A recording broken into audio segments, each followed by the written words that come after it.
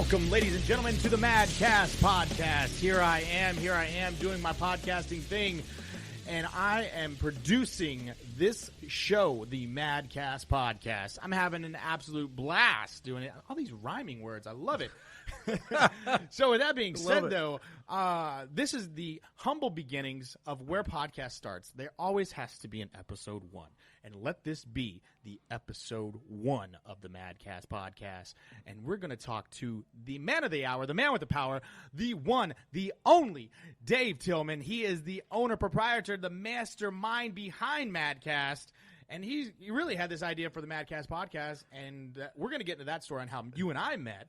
But Dave, welcome to your show. What? MadCast podcast. Right. The Yeah. MadCast podcast. Welcome Love to it. your show. You are actually the host of the MadCast podcast. Really, what we're doing right now for episode 1 is really giving you the podcast introduction. I'm pretty much handing you the reins to your own podcast.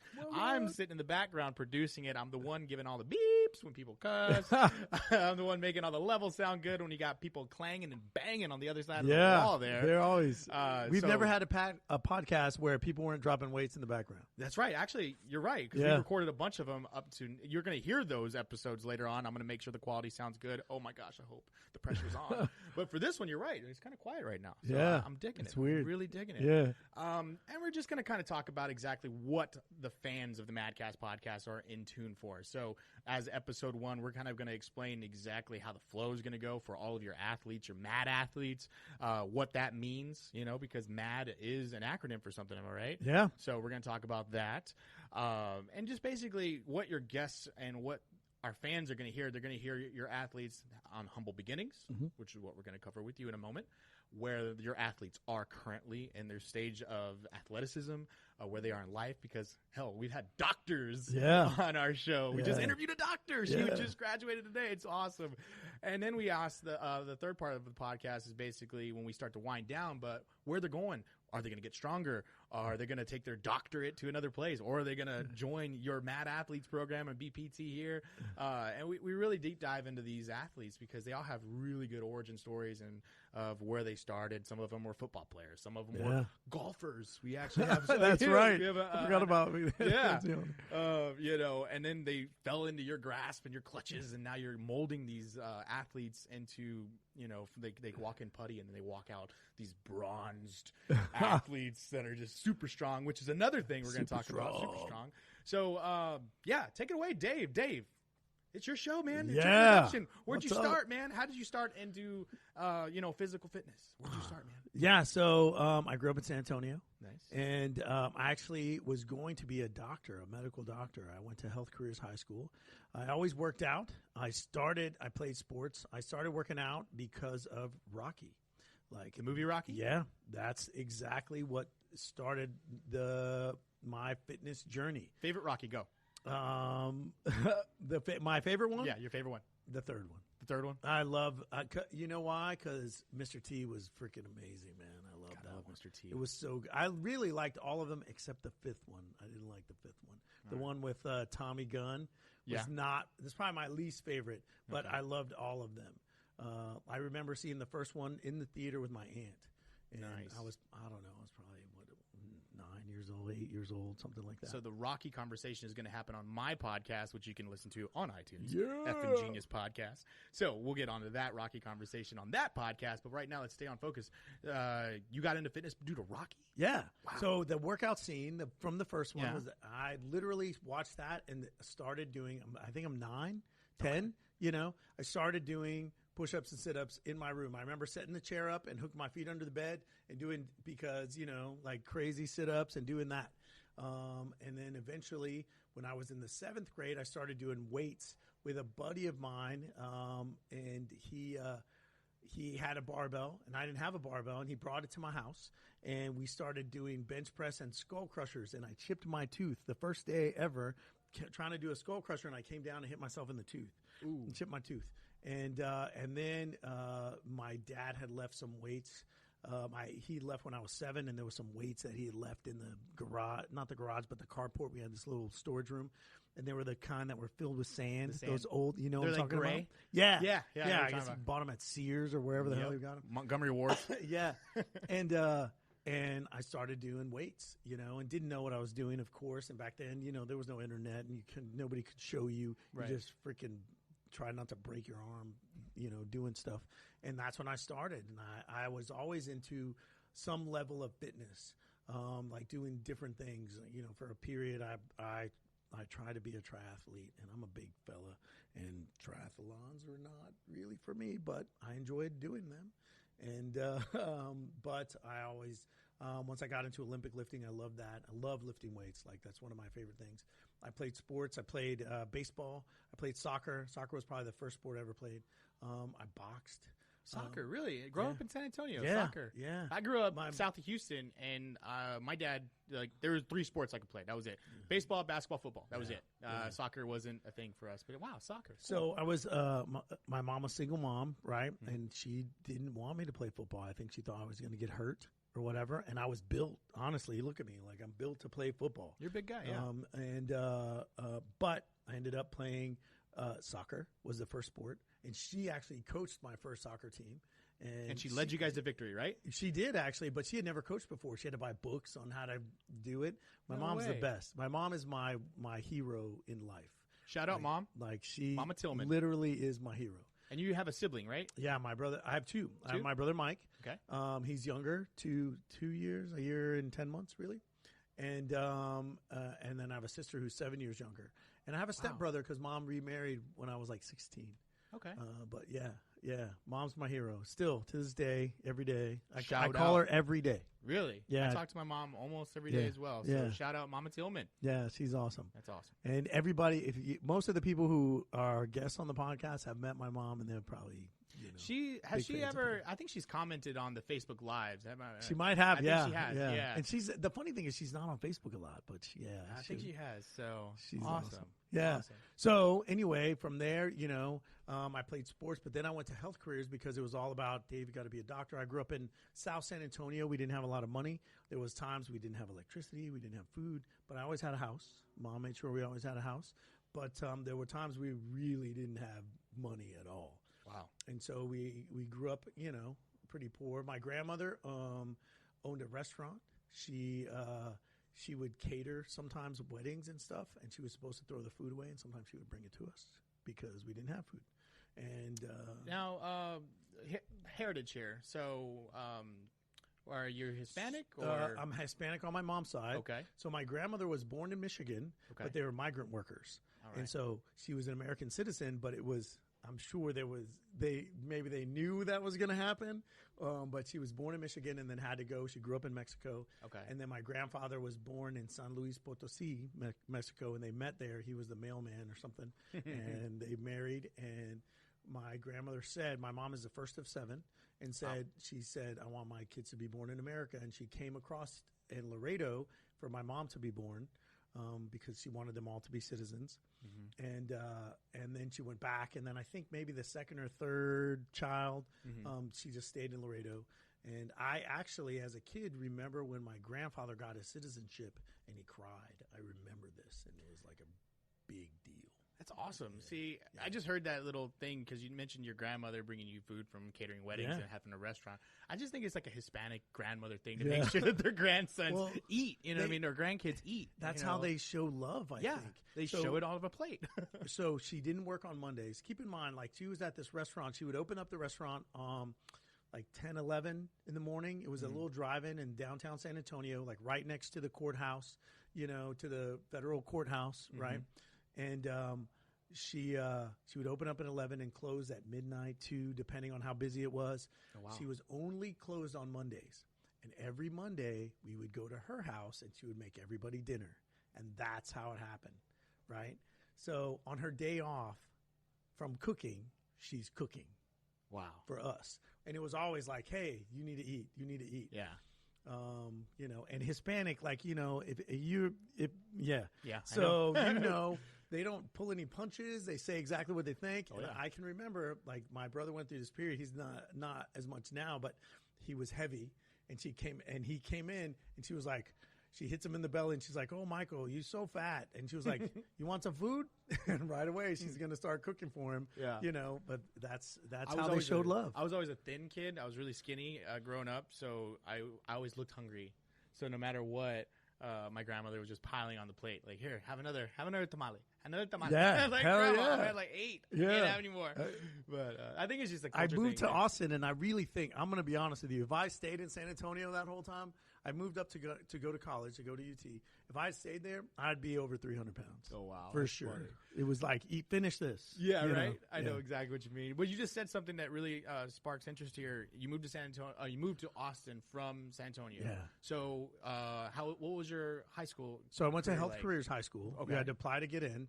And so, and the funny thing is, I literally was written in pencil. I was the only guy. They had this list of 200 names. Mm-hmm. I think they took 200 every year. And I was in the second class that they started. And they started with only freshmen. Okay. They wanted you to go the whole 4 years at this school, Health Careers High School in San Antonio. And so I was the second group. So there was a class ahead of me. They were going to be sophomores and we were going to be freshmen. And I was written in pencil. And I was the only one written in, I don't know, maybe I barely made it in by the skin of my teeth. And then I went there. They didn't have sports there, but I played sports outside of there. Okay. But it was a lot of academics because I was going to go to medical school. That's what I wanted. We had to do things like in the high school, we learned how to draw blood. We learned how to, autoclave. We learned what all the scalpels were for. We learned all that.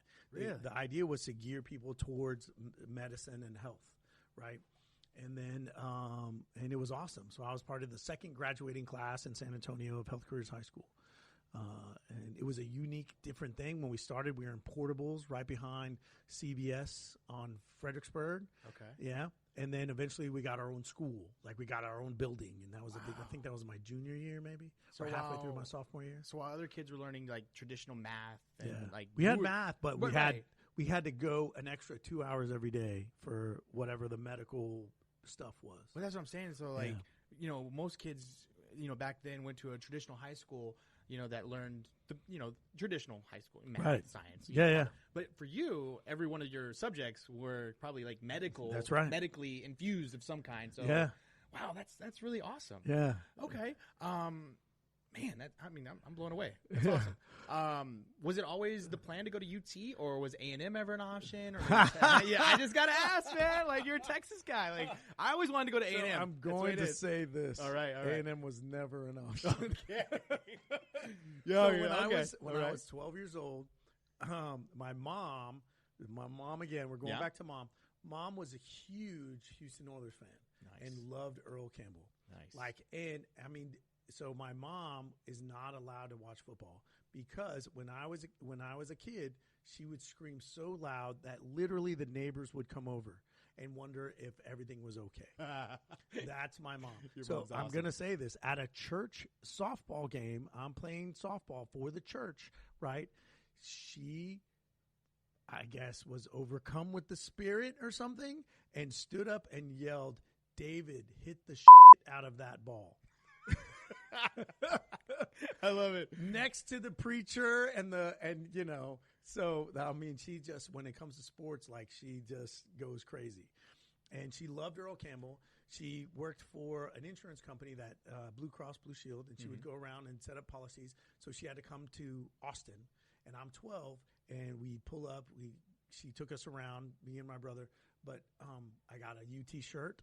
And we stopped by the stadium, and they were having practice, but the groundskeeper was there by the gate, and he let me walk on the field while they were having practice. And I remember that like it was yesterday. And it was like, I'm on the field, at UT, and they're practicing, and I'm 12 years old, and it was just freaking amazing. You know what I mean? I love it. And so it was always that, or the other option was someplace that had a beach. So it was either going to be like, I'm going to go to Hawaii or I'm going to UT. You could have been going to Miami, Hurricanes. Yeah. And then it just wasn't an option for me. Gotcha. So UT was always it. Yeah. I love it. And so, and to be honest with you, like I stayed in San Antonio my first semester, even though I got accepted to UT, but that's because I met my wife and we started dating.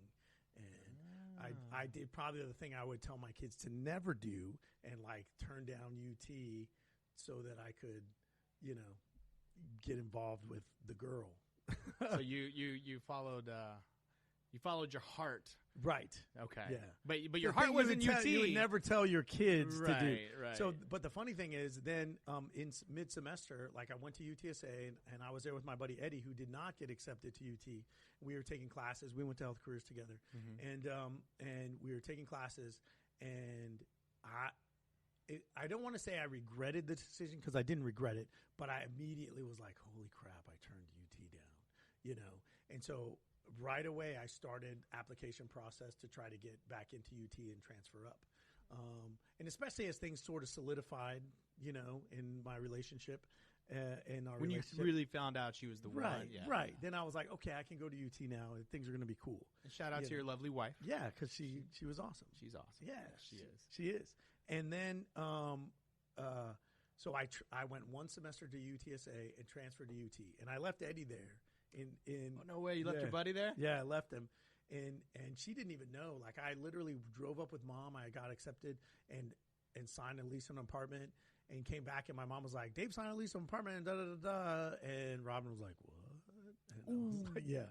And so then I went up, and we had this distance relationship for a while, and I was in college, and Eddie eventually moved up and became my roommate. My brother was 2 years behind me, and he came in, and we all lived together for a while, like the three of us. And all three of you guys athletes at that time? Are you guys all three working out together? Because yeah. So now you're in college. Yes. And now you're doing their thing. You're still in medical in college at this point? You're still on track? Yes. Okay. Sort of. I was kind of torn because, honestly, I wanted to be marine biology a little bit. I love the ocean, love the beach. Remember I told you, like, it could have been a beach? Yeah. And so I was still torn, but everything was pre-med from the beginning. Gotcha. Like, I was pre-med. And Eddie was also pre-med, right? But I was a little bit like, maybe I'll try this, maybe I'll try that. And I don't know if Mike was pre-med or not, because, he was a little bit behind. And then during college, like, I got married, and Robin and I got our own place, and Mike and Eddie stayed roommates. Oh, all right. So, okay. Yeah. Okay. So it was like that. Eddie went to medical school before I did, and actually Eddie's the reason that I decided not to go to medical school. Really? Yeah, I took the MCAT. I was all ready, and he was telling me, like, what it was like. He ended up a year ahead of me, and I was like, I don't want to do that. Like, that doesn't sound fun to me at all. So what happened was I took a kinesiology class, and in pre-med you learn a lot about like invertebrate physiology and stuff like that. And so there was a lot of sea urchins and stuff like that, and I got really tired of that. And when I took kinesiology, it was very much like human beings, and I loved it right away. And I was like, well, how can I make a career out of this?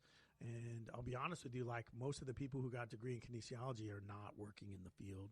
It can be a challenge to work as a trainer. Yeah.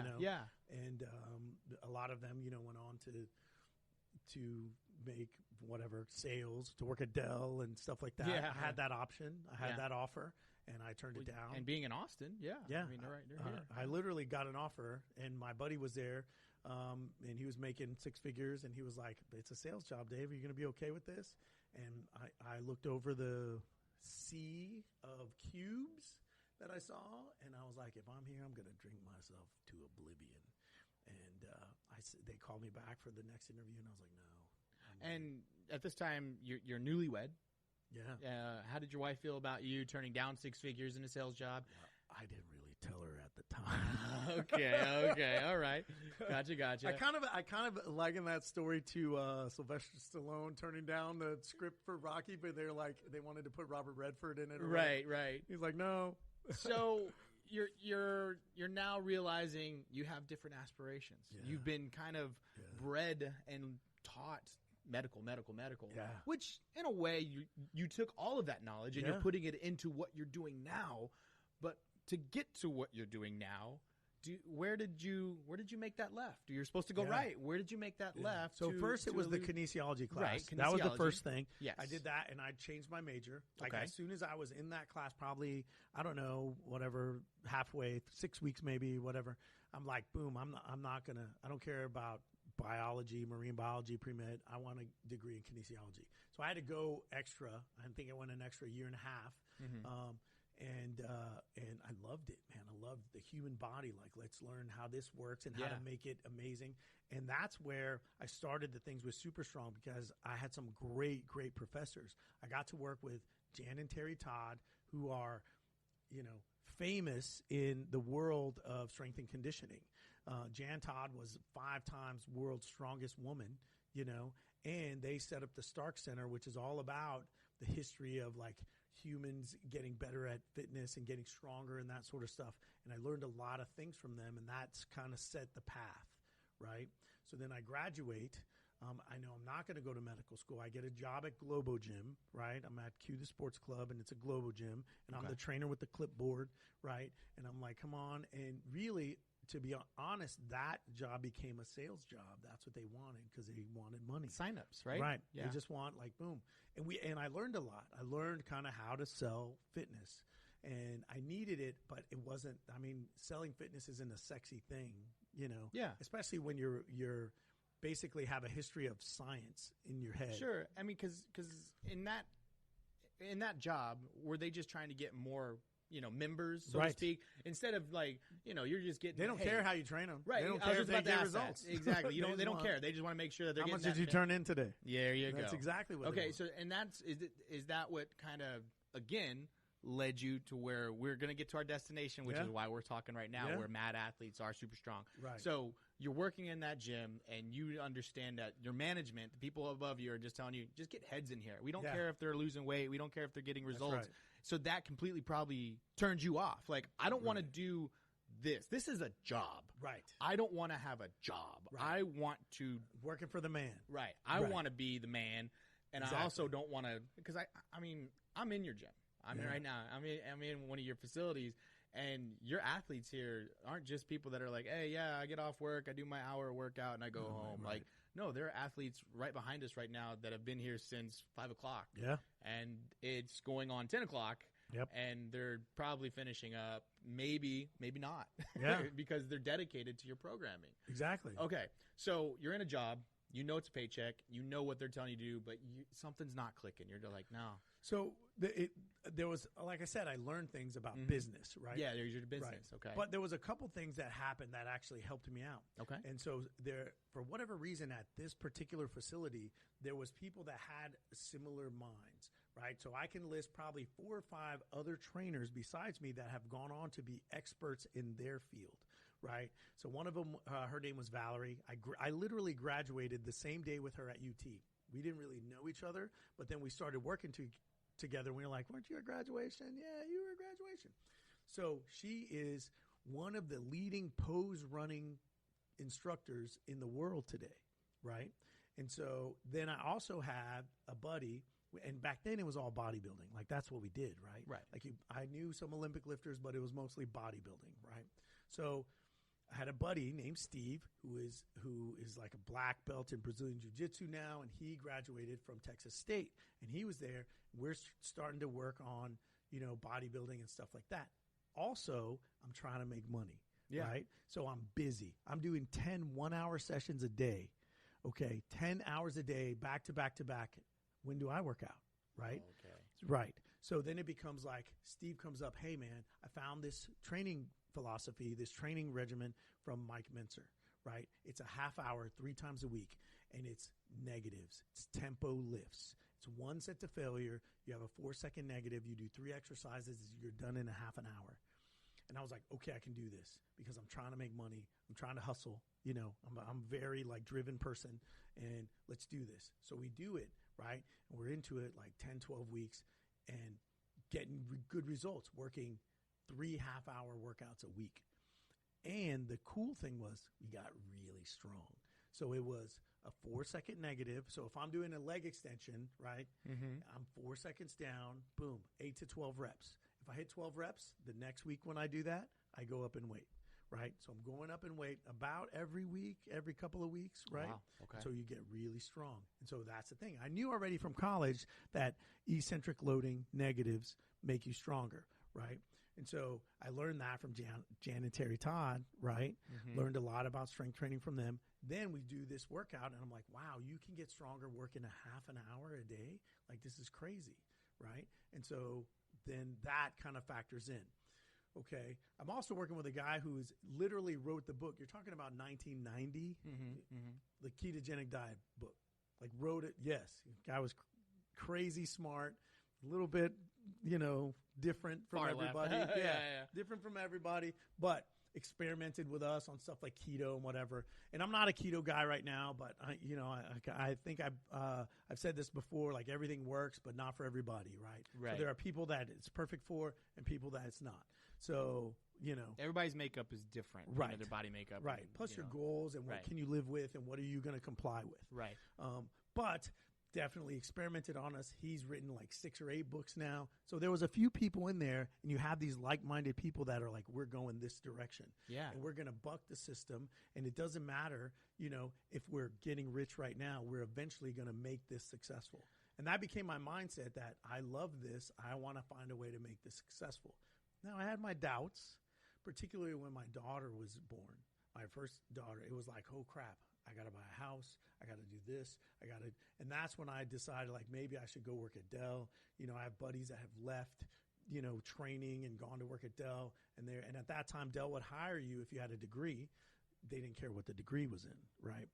And Dell was growing, and so they were looking. And I worked into management, and we were the first gym in America that had done $1 million in personal training sales. Now, that was partly because of us, but also because Austin was booming. Sure. And we had the tech boom, and so we took advantage of that, right? But I actually went to give lectures at different health club associations. They had IRSA and TERSA, and I went to give lectures on how we sold $1 million in personal training. So you're hustling at this point. Yeah. You still got a standard 9 to 5, but your mentality isn't. It was more like 7 to 10. Okay. But your mentality isn't what, they probably showed you the introductory video. Yeah. And that's what they want. They just wanted, okay, got it. But you didn't have that mindset. You were like, nah. Like, you picked up something from this guy. You picked up something from, these big names that you're mentioning that you're your professors, and you're taking all of this knowledge and you're kind of you're putting in menudo, so to speak. Yeah. You're starting to put a lot of ingredients into this stew, which is who you are. Yeah. So you just hit $1 million. All right. So you're doing pretty well here. Yeah. I think that year I made $42,000, and I thought, man, this is the best thing ever. Right. Yeah. And that's that. I had no salary. It was all commission and personal training. That's it. That's what I made. Wow. Right. So the next year they came through and they were like, hey, we're going to give you a raise. And welcome to corporate America. They gave me a $10,000 base. Right. And they increased all, of course, its sales. You have to up the quotas. Yeah. Right. But my cap was $40,000. And I was like, well, this is not a raise. It's a pay cut. Because, number one, I have to hit all my bonuses to get $40,000. And last year I made $42,000. And they didn't want me to train as much. They wanted me to manage more. And so I was like, this is a cut. And that's when I decided I was not going to work for them in management anymore. That I did the math and I realized I could make more money training in that facility than I could just managing. And so I stepped down as the manager, which actually at that time was great for me because my assistant became the manager, and it basically meant I could do whatever I wanted and train, because I hired him. He was my assistant, and now he's my boss, right? And so a good buddy system, a good dynamic. It was very good. Yeah, nice. I went with that company. I went to South Florida to open up gyms. I was supposed to, before I became the manager, I was supposed to get one of their gyms, and they ran out of money. So that's when I became manager. I came back to Austin and managed that. Okay. So it was good for me to go over there because I learned stuff about opening gyms and stuff like that. Okay. And so that was beneficial. And in the meantime, I'm still trying to learn how to become stronger. I had an Olympic lifting coach I was working with who was from Bulgaria, who was very didn't speak a lot of English, and all he knew was heavy things. Yeah, he was like, bar closer, stuff like that. Yeah. And so I learned from him. And then eventually I left that place and went on my own and was working at this place called Muscle Performance. and it was a little bitty gym, and there was some crazy people that we tried to build our own system that was sort of like CrossFit, but nobody knew what CrossFit was then. Okay. And me and my buddy Joey called it Complex Blast Training. CBTs, and it was basically a bunch of intervals. We worked with a lot of football players and explosive athletes, and we would do 20 seconds of work and 30 seconds of rest, and we tried all this different stuff. It was very similar to CrossFit, but not quite as sexy. and that gym folded, and I actually got some equipment because they were like, "Hey, they're going to lock us out. Go get equipment if you want it." So I rolled up with my car and threw a bunch of crap in the trunk, and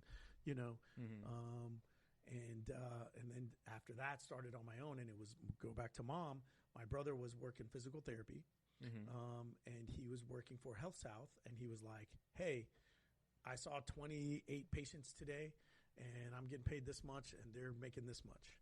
And I was like, "Yeah, I in the corporate fitness world, I was getting paid $20 an hour, and they upped the personal training rate. So you're my client. You're paying $50 an hour. I get $20 of it, right? Mm-hmm. Hey, guess what? We're going to raise your rate to $70. And my clients were like, "Oh, but you get a raise, right, Dave?" "No, I'm still $20 an hour." Oh. And that's when I decided, I'm done with this, right? And so I had some clients that left with me, and then I'm basically on my own training them. And my mom was like, "Why don't you open your own place?" And told my brother that. "Why don't you open your own place so that you're not making money for the man and you can be the man?" Right. And that's kind of what happened. It took us about a year because nobody would give us a facility because we didn't have a lot of money and we had never been open before. And eventually we had this place that was sort of it had one door and it opened up like that. Okay. And it was in a shopping center and nobody wanted it because they were like, "No, we need storefront. We need windows." And the guy wouldn't give it to us because we didn't have any history of any financial history or anything. Right. And he called us 6 or 8 months later and said, "Look, the owner's trying to sell this shopping center and it has to be at capacity to sell, and I can't get anybody in there. Do you guys still want in?" Of course we did. So we signed a 5-year lease. This is you and your brother. Yeah, me and my brother. We started the business. Right. So this business, Tillman Physical Therapy he's and Sports Training Okay, Center. there you go. So he's physical therapy. Yeah. And you're bringing that. I'm training. Your training mind into it. So I think that's a beautiful marriage. Yeah. Because, I've done physical therapy. Had to do it when I tore my knee. So I was doing physical therapy. And it's awesome because they're, helping you work through an injury. But at the same time, as an athlete, I tore my knee wrestling. All I want to do is get back in the ring. Right. That's all I want to do. So, like I said, what a beautiful marriage here because, you got people that are like, "Oh man, I'm hurt. I'm learning how to, walk better." And then at the same time, there's advertisements for working out again. So they can't work out. It's just the perfect prime opportunity for you to walk in and be like, "Hey, I know you're going to get better. And when you do, guess what? I can make you stronger too." Yeah. So I love how that's blended together. Yeah. And that's kind of a beautiful marriage of physical therapy and super strong or, your strength. It was awesome. I mean, and it was mom's idea, right? Back to mom. It was mom's idea. Okay. I told you, she's my hero, right? Yeah. And so she was like, and she had experience opening doctor's offices. She had opened, she was like the business manager for all these medical facilities, and she had opened practices. And so we put her on there and she got Mike all the permits and licenses that he needed to be a physical therapy, licensed business and that sort of stuff. And I was basically Mike's flunky at the beginning. I was the tech. I was the insurance guy. It was just Mike and I in this giant room. We had no equipment and we hustled and we found a way. We found a physical therapy gym that was closing in San Antonio that my uncle had worked at as a PTA. And he was like, "The lady says she'll sell you all this stuff for less than $1,000 if you move all her other stuff to this other place." So that's what we did.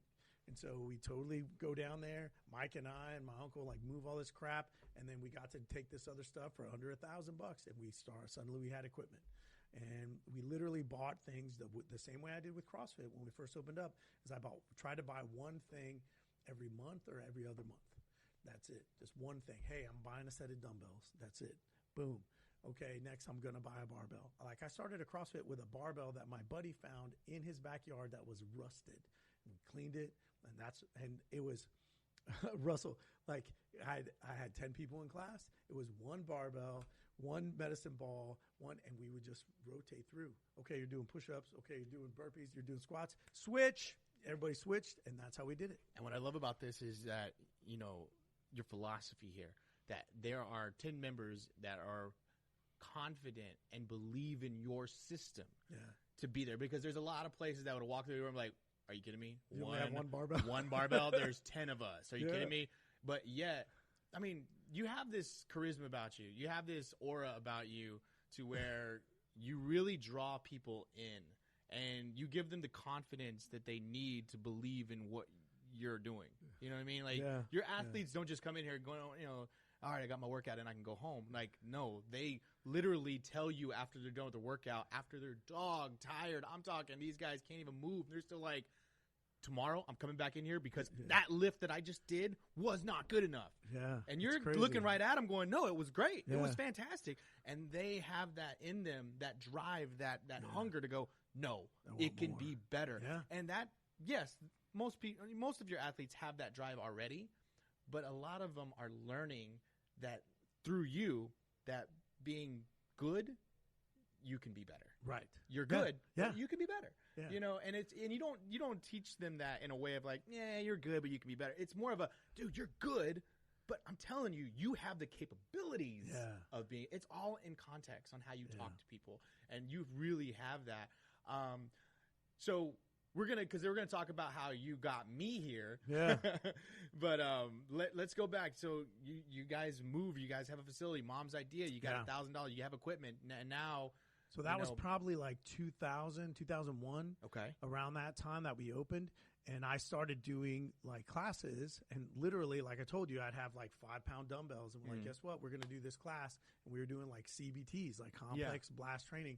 It was a bunch of intervals. And I of course, am always in continuing education. I learned like from sprint coaches, I learned this, and I would incorporate everything. Like we're mixing it all up. That's what we're doing. And cut to, as the clinic's growing, as my business is growing, early 2007. Okay. I have a client, and he's like, hey, the movie 300 is going to come out. Have you seen how these guys train? And I was like, no. And Great he's like, flick. go look it up. It hadn't come out yet because I think it came out in late summertime or whatever. Yeah. And this was like spring-ish probably. And so I looked it up like, oh, these guys are doing some crazy training. And it was a guy named Mark Twight. And he was like a mountain climber kind of a guy, but had this crazy training system. And I started doing research on him, and it was super hardcore. They had the skull and crossbones on their website, and it was like, don't try this at home and don't steal our workouts or we're going to come and get you, stuff like that. And they were doing things like, they would do a bunch of power cleans and then they'd drag a tire. And, it was like crazy stuff that you had never seen before. And I was like, oh, this is awesome. So I did research on him and found out that he had worked with Greg Glassman, the founder of CrossFit. And that took me to CrossFit. Okay. And then that was my next question. So great. Awesome. Literally in a weekend, I watched every video that CrossFit put up. And it was like pages. And because I get obsessed. And when I'm obsessed, like it's on. Like I don't sleep. Like I watched them all. Every one. And I was like, this stuff is freaking amazing. I hadn't even done a workout yet. And I decided, okay, I'm going to do a workout. And of course, most of the videos was Fran. And so I decided I would do that. And I'm old school, so you couldn't keep your pull-ups. You had to do strict, So real quick, because that's one of our questions in our podcast is Fran. Yeah. What is Fran? Describe Fran to our listeners. Yeah. So Fran is one of the most famous. Most of the benchmark workouts have a name, right? And most of them are named after girls. Now we have hero workouts that are named after somebody that's died or something like that. Usually it's some type of first responder, a soldier, a police officer, a firefighter. And that's hero workouts. But the CrossFit benchmarks are all named after women for whatever reason. I think Greg Glassman said anything that let me get the quote right. Anything that leaves you lying on your back in a pool of sweat going, what happened to me, deserves a woman's name. That's what he said. I think I have heard that before, and I love it. Yeah. So Fran yep. is probably one of the most famous ones. And if you ask me, I hate the workout, but it is probably the perfect workout in that it probably works everything. Everything. Right. And that's why you hate it, because you feel like you've worked everything. Yes. So it's a thruster, and a thruster, if you don't know, is a front squat and a press, right? So you're working basically all your pushing muscles, right? You're squatting, you're working your legs, and then you press over your head. Yes. Anytime you go over your head, your heart rate goes up, right? Because it's got to work harder to get the oxygen to your fingertips, right? Yep. And to those muscles. So you have to do thrusters, and then the next thing you have to do is pull-ups. And pull-ups is, and especially the way CrossFit does pull-ups, they're not strict necessarily. They're kipping, which works more, it spreads it out. Yep. You're not only working lats, you're working also your hips, your abdominals, So you're working all your pulling muscles and all your pushing muscles. Thruster, all your pushing, pull-ups, all your pulling muscles, right? Yep. So it's 21 thrusters, 21 pull-ups, 15 thrusters, 15 pull-ups, 9 thrusters, 9 pull-ups for time. And I'm watching these people in the video, and they're doing like 6-7 minutes. And I'm like, okay, I've never done this, and I can't kip, pull up. At that time, there was no butterfly. And at that time, where you were more Olympic lifting at that point. Yeah. So you're still a large man. Yeah. But at that time, you're Like younger. clean and jerk, and snatch, you're doing all traditional. strict pull-ups, a lot of bodybuilding. So you're basically, let's just say, you're a bodybuilder at that point. Pretty much. And you're walking into CrossFit knowing that you got to do thrusters and pull-ups. And you just said strict. And that's all you've been taught. And in old school, you have to remember, like, there was like weightlifting. When you lifted weights, you didn't combine it with cardio. It was separate. Like, oh, I have to have a cardio day or a cardio workout, and then I have a weight training workout. Right. So I might come in and do squats. It's a leg day. I'm doing squats. And then on Tuesday, okay, I'm going to add in 20 minutes of stepper or jogging or whatever. At that totally point, you're just separate. cooling down or something like that. Yeah, it's like that. The intensity is not there. Right. And I'd done that for sports like sprints and stuff like that. Yeah. But it was still separate from weights. And CrossFit combines that. They're like, okay, we're going to lift these weights fast. And, we want perfect technique as fast as you can go. Mm-hmm. And so that's what I had not done. Right. So you walk into Fran. So, yeah, I'm by myself in the clinic. We had opened up, right? I'm in the clinic. I 95 pounds is easy for me. I'm a strong guy, right? Yeah. I'm like, okay, I'm going to do 21 unbroken like I watched this guy do on the video. Yeah. So I go unbroken, 21. Breathing heavy, but I'm okay. Heart's going. I go to do pull-ups, and I can't kip. I have to strict. And so I start stricting, I think I got to about 10. And then all of a sudden I drop down, and then my heart rate is really going, right? Yeah. So I get through the 21s, but in the 15s, that's when I thought I was going to die. And I think I got up, and I started to do 5 thrusters, and I put the bar down, and then I didn't want to pick it up. I couldn't pick it up. It was so hard. And I think I'm like, okay, I'm going to do another set of 5, and I did 2. And I dropped the bar, and then it was ones from then on. Right. 1 pull-up at a time. And it took me like 17 minutes. And I thought I was going to die. I'm really, I'll be honest with you. Your heart was going to jump out of your chest. I'm really shocked I didn't stop. And I remember telling myself, like, you can't quit. You can't quit. You can't. You have to. One more rep. It was literally felt worse than probably running a marathon. So the absolute, that's your first CrossFit experience is the absolute worst workout that most CrossFitters say. Yes. So at that point, you could have just like this is stupid. Exactly. You could have just with walked away like, you know what, this is ridiculous. Go right back to the weights. Go back to what I'm comfortable doing at the moment. But you didn't. No. You completely got destroyed by CrossFit workout, and yet you still stood up and went, okay, I want to preach this. Well, I don't know if I stood Okay. up. But here's what happened. I would stand up and take 2 steps and then lay back down and stand up and take a couple steps. I made my way to the phone, and I called Robin. And I said, your wife? Yeah. I called Robin, and I said, I've never felt this terrible. We have to start doing this. And she was like, you're crazy. Like, I'm not going to do that. Right, okay. And literally, that was everybody. That was Mike. That was my brother. Like, that was everybody. No way. You're crazy. This is dangerous. We're going to get her. We're going to die. But in my mind, it was like, I thought I was in good shape, and I was in terrible shape. I love that. Horrible shape. I brought my dad. My dad, he played for SMU, college football, up north in Dallas. Nice, dude. Yeah. That's cool. Yeah, he played SMU. Could have gone pro. Didn't do it. Met my mom. God bless him. See? There you go. Exactly. Sometimes that happens. Sometimes it happens. Anyway, but he's, football player. And then I got into fitness way later on. You know, he kept me involved in basketball and whatnot, but I just never really got into it until I moved it back to Texas. And I found CrossFit. And I remember I was like, Dad, you got to go do a workout with me, because he's always been in shape. And he's in great shape. He's a runner, lifted a lot of weights. And he's like, okay. And he did a workout with me here in Austin. And I brought him to a CrossFit gym. Like, come to my gym.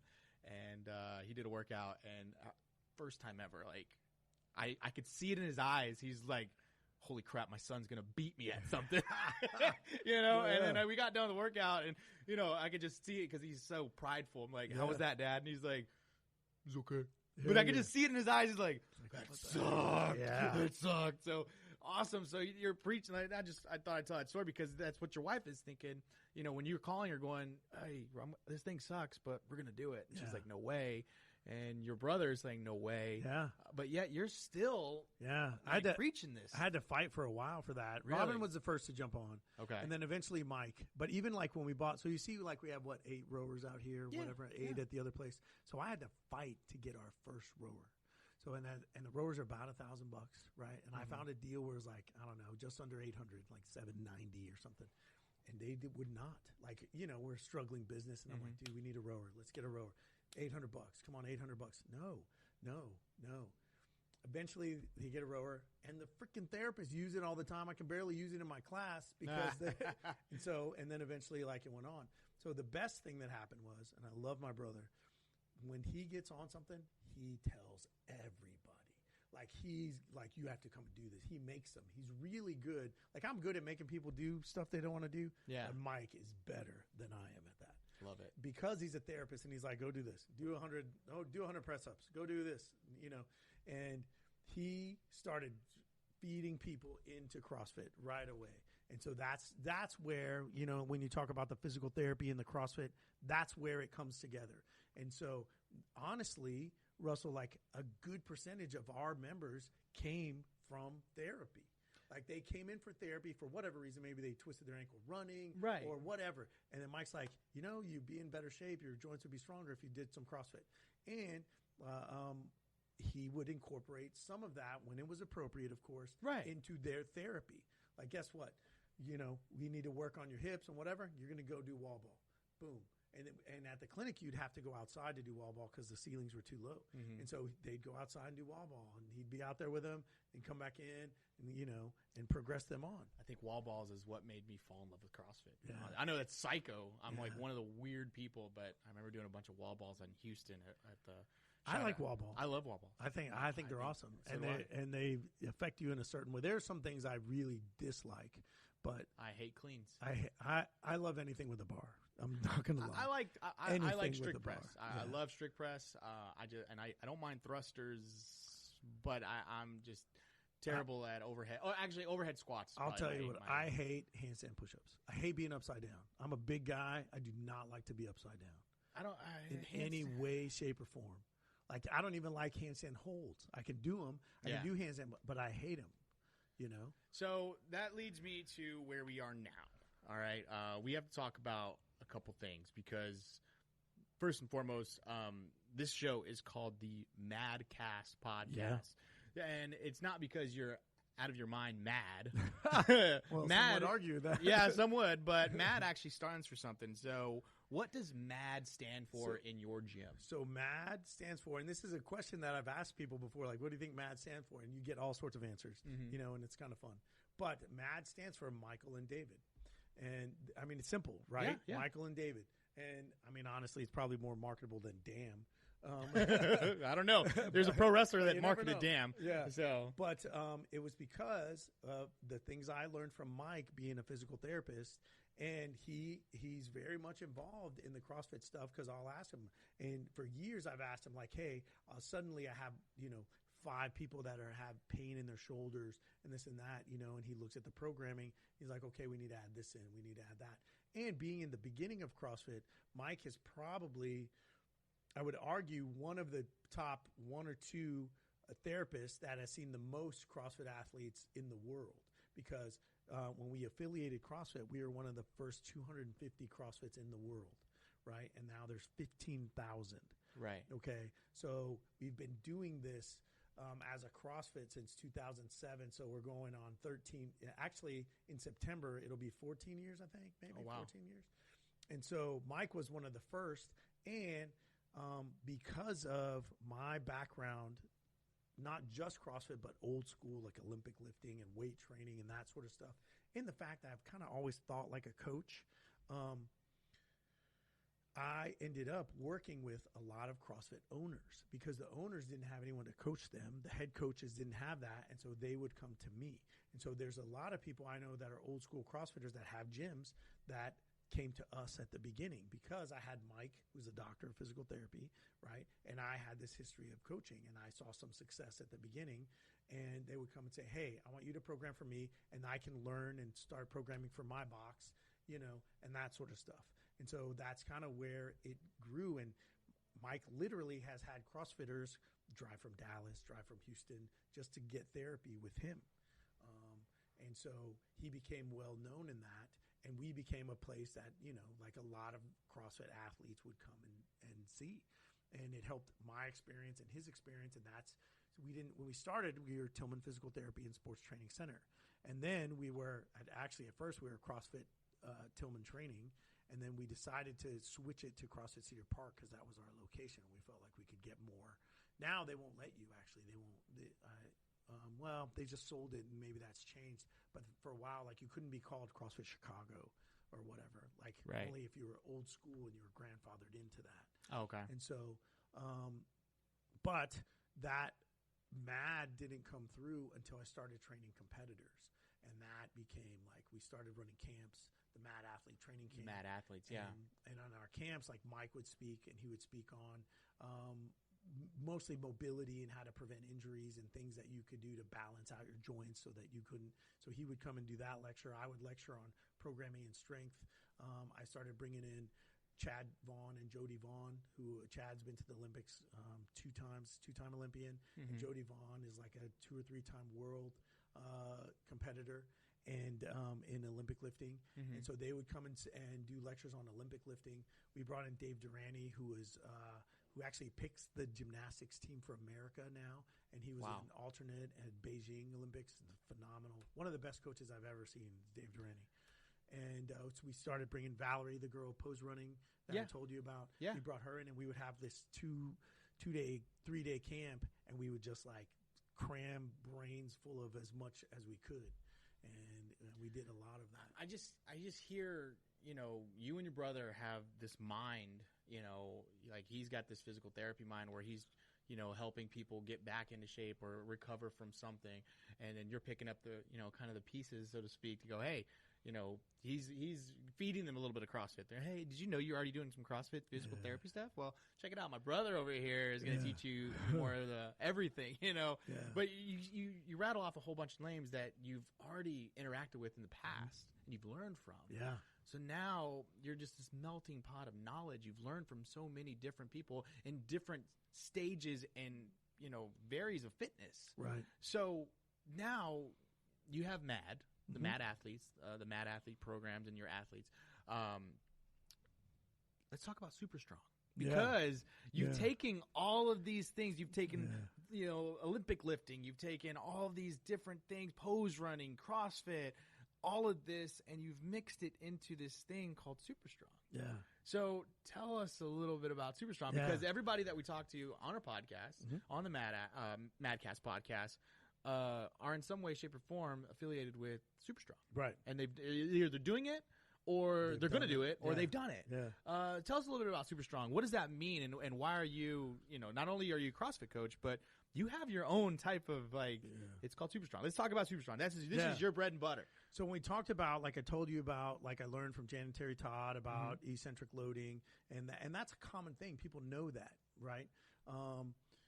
I started incorporating that with my clients. Even when I was at Q the Sports Club, I had a client that annoyed the crap out of me, and she would complain about everything. And she was like a high up executive with a marketing firm, like a vice president.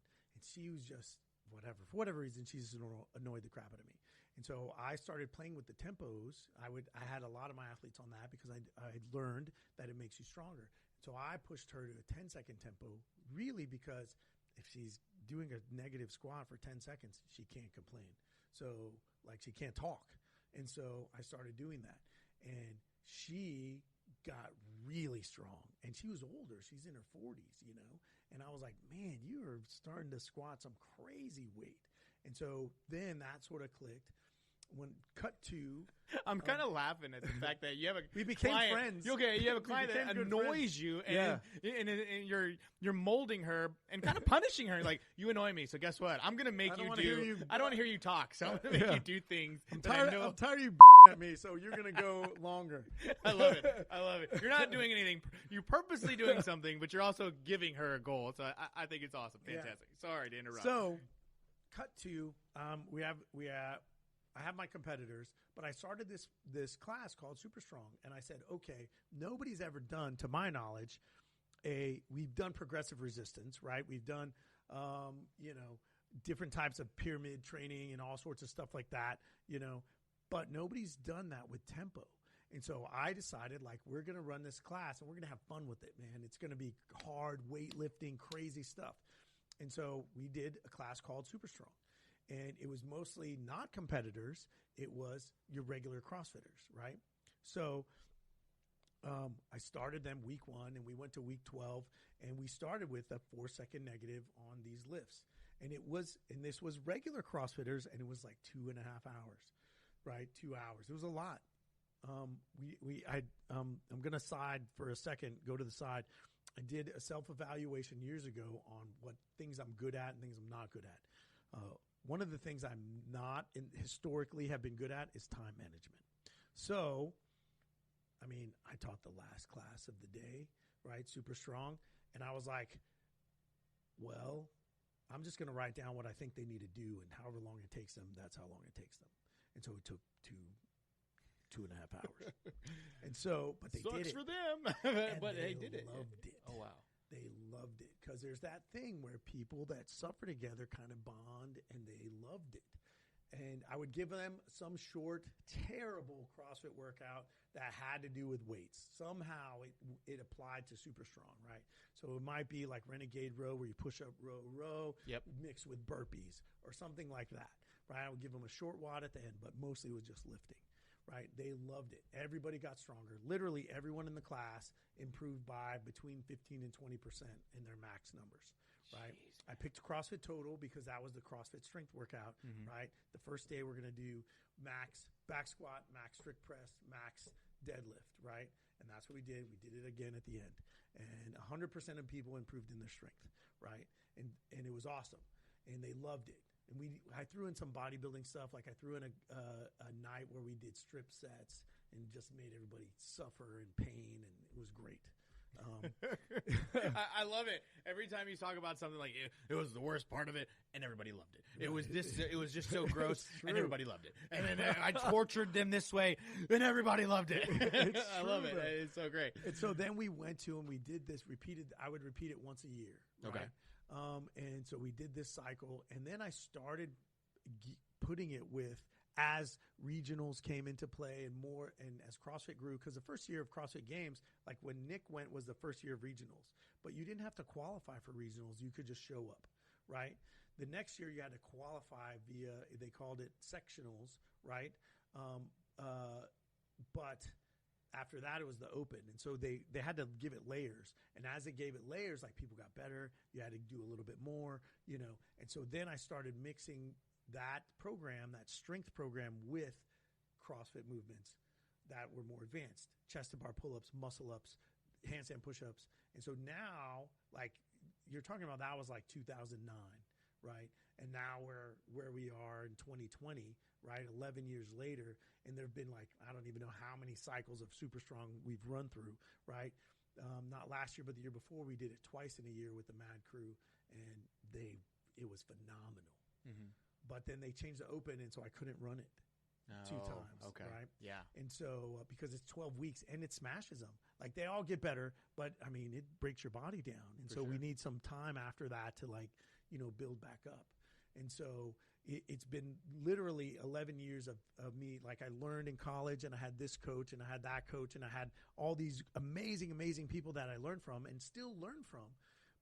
But now it's a lot of me playing with things, like, okay, this is the first time we've ever done super strong with a bench press. And so a couple things that have come out of this, Russell, is I'm not a power lifter. I was a bodybuilder who liked Olympic lifting. Yeah. Right? Yeah. Okay.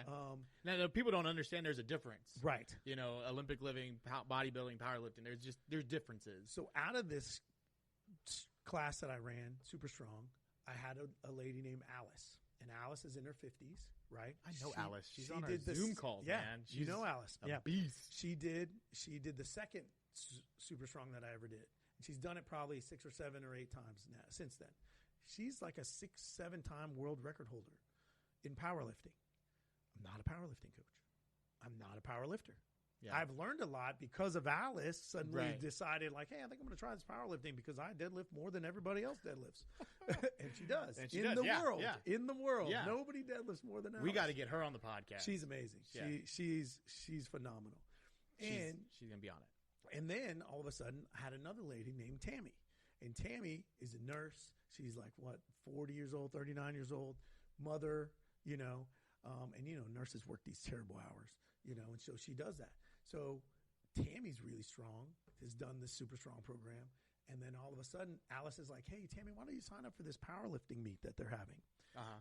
Tammy signs up, right, competes. She has a good time. It was at Austin Convention Center at that same time they had powerlifting, they had CrossFit, they had a strongman, they had arm wrestling, they had everything in the same. It was like fitness convention or whatever. Yeah. And like a month later, Alice goes, Tammy, you should look up the records and see like how far away you are from the records. And Tammy looked up the state records of Texas, and it was her name on all 3 that she didn't even know she hit in her first meet ever. Yeah, and all this is from Super Strong. Yeah, this is from your program. That's right. That from you created. Yeah, this is not. This is just you taking not ideas, but ideologies and like all this other things from all these other athletes that you met around. However, I'm going to say the world because you had a Bulgarian teacher, you know, and now you've created Super Strong. Yeah, and that's what gets us to where since we then, are. Tammy's a 5-time world record holder. Jeez, man. So you've got world record holding athletes under your belt, so to speak. Oh man! So that's the funny thing is, I'm really a CrossFit coach because that's what I specialize in. Is I send people to the CrossFit Games or to regionals or whatever level that is, depending, of course. CrossFit Games, you can't just take anybody there, right?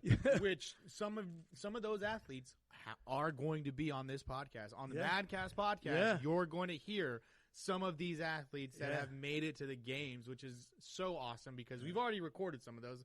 You know, spoiler alert. We're recording right now as we speak, man. And like we have these athletes that you're going to interview, and I can't wait for those to come out.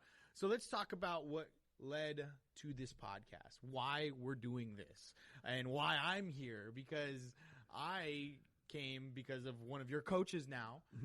Jenny is coaching at Cedar Park CrossFit, and then also another awesome. David. And so is he. David's awesome. All coaches. And I was a coach with them at another CrossFit gym or strength and conditioning gym here in Austin, and that gym folded. Yeah. And, we're like kind of like the land of misfit toys right now. Like, where do we go? Like Jenny and David, like they're traditional coaches. Like that's how they make their living. Me, on the other hand, I was doing it, helping out, and I just love CrossFit. I just love it.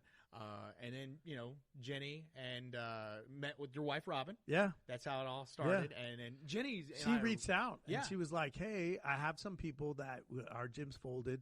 Like I have some people that might be interested. And the funny thing is she didn't ask me for a job or anything. Right. And then it just kind of came up because I asked her, like I met with her and I was like, well, what are you doing? And she was like, well, I'm looking for a job. And I was like, oh, and then it kind of worked out. One of my coaches was leaving. Yeah. And Jenny's a phenomenal story. Exactly. Think about that. Yeah. You know her story. Like that's phenomenal. She's infectious in the best of ways. Yeah. She's going to be on the podcast. Yeah. Soon. She's awesome. She's an amazing coach because you're right. She has a great story and which we'll get to on this podcast. And she came along. You gave her the job. Mm-hmm. Jenny and I, like I said, are really good friends. And the whole time she's telling me about it. She's like, Russell, you got to meet Dave. And I've heard about you, actually. She told me about you, too. Because I live right next door to this gym. This is what happened was she's telling me, like, Russell this, Russell that. I'm like, yeah. She was like, he's a wrestler. And I was like, what? He's a wrestler? I got to meet this guy. and that's what she told me. She goes, you got to meet Dave. And your gym is literally right next door to my house, which is awesome. And she keeps telling me, you got to be Dave, you got to be Dave. And we're going through this global pandemic. Everything's kind of like, we don't know what's going on. And finally, it's the Murph. Yeah. And Jenny's like, just come to do the Murph. And I'm like, okay, I'll do the Murph. So I went to Cedar Park CrossFit, do the Murph, meet the coach that's leaving. That actually she moved. Where did her and her husband move somewhere? Lindsay. Yeah. Yes, Lindsay. Tennessee. They moved to Tennessee. That's what it was. And I meet them, and Jenny's like, I'm working it. This is where I'm going to be. I'm like, all right, cool. And Cedar Park CrossFit's awesome. Great facility. Yeah. And, I just couldn't help it. I was like, all right, I got to come in and check this place out. Yeah. And I walked in, and I met, and I did a workout. Because I met Kiani. Yeah. I met Kiani Keanu's at Cedar awesome, Park. man. Yeah, Kiani's awesome. He's going to be on the podcast as well. So many. And Kiani's like, you got to come over and meet Dave. He's telling me the same thing. So Keone was super instrumental in starting the podcast. Yes. And he's going to be the next episode. Yeah. And we're going to get to that story, which is another great story.